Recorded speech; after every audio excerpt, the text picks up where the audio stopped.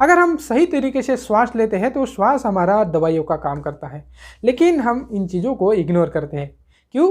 क्योंकि वो हमें फ्री में मिलता है। दोस्तों, आज हम देखेंगे कि डीप ब्रीदिंग से हमें क्या फ़ायदे होते हैं। अगर हर रोज़ आप 10 मिनट निकाल कर डीप ब्रीदिंग की प्रैक्टिस करते हैं तो आप 100 साल तक स्वस्थ रह सकते हैं। अब जानते हैं कि हमें डीप ब्रीदिंग से क्या क्या लाभ हो सकते हैं। आपने देखा होगा कि हमारे शरीर में 75% पानी होता है। वो पानी क्या होता है? उसे हम लिम्फ फ्लूइड कहते हैं। अब उसका काम क्या होता है? उसका काम होता है हमारे शरीर से जो विषाली पदार्थ है, विषाक्त पदार्थ है, उसे बाहर करना। लेकिन उसमें एक प्रॉब्लम होता है। जिस तरह से हमारे खून को साफ करने के लिए और उसे पंप करने के लिए हमारा हार्ट काम करता है, लेकिन उस लिम्फ फ्लूइड को साफ करने के लिए या उसे पंप करने के लिए ऐसा हमारे शरीर में कोई सिस्टम नहीं होता। लेकिन जब हम डीप ब्रीदिंग करते हैं तो उसका जो फ्लो है, उस लिम्फ फ्लूइड का जो फ्लो है वो बेहतर हो जाता है और वो अच्छे तरीके से हमारे शरीर से जो विषाक्त पदार्थ है उसे बाहर निकाल सकता है।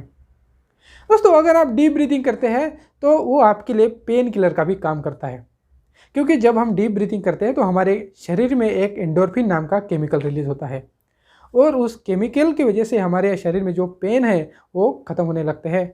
और उस एंडोर्फिन केमिकल को हैप्पी केमिकल भी कहा जाता है। उस केमिकल रिलीज होने से हमें खुशी भी मिलती है और जब हम खुश होते हैं तो हमारा जो पेन है उसे हम भूल जाते हैं। अगर आप हर रोज़ डीप ब्रीदिंग करते हैं तो आपकी नींद की क्वालिटी भी बेहतर हो सकती है। अगर सोने से पहले थोड़ा समय निकाल कर आप डीप ब्रीदिंग करते हैं तो आप महसूस करेंगे कि आपकी जो नींद की क्वालिटी है वो बेहतर हो रही है। दोस्तों, अगर आप हर रोज़ डीप ब्रीदिंग करते हैं तो उससे आप ओवर ईटिंग से भी बच सकते हैं।